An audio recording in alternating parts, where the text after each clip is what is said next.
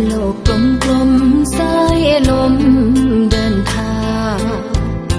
เคว้งคว้างทิ้งต้นทางมาไกล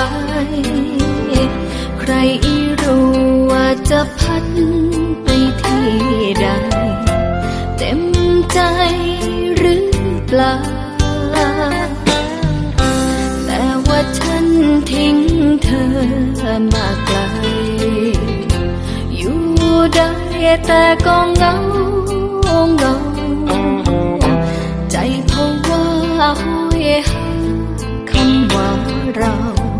เหงาเหมือนเงาไม่เคยหา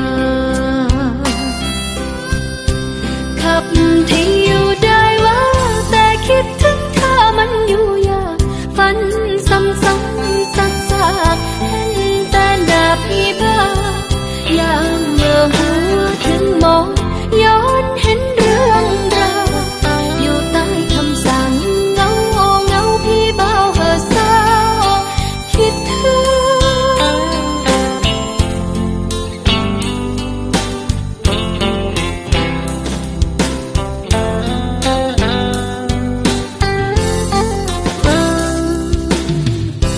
โลกกลมๆสายลม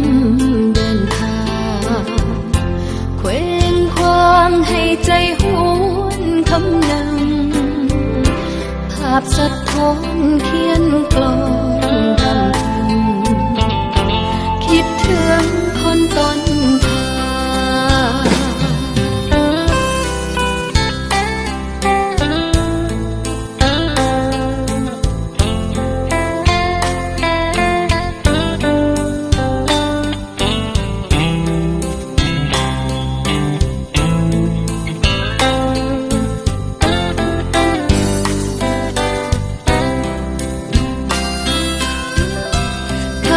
ที่อยู่ได้ว่า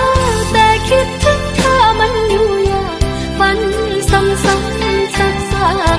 นแต่หน้าพี่บ้ายามเมื่อหัวถึงมองย้อนเห็นเรื่องราวอยู่ใต้คำสั่งเงาพี่เบาเหอะสาวคิดถึง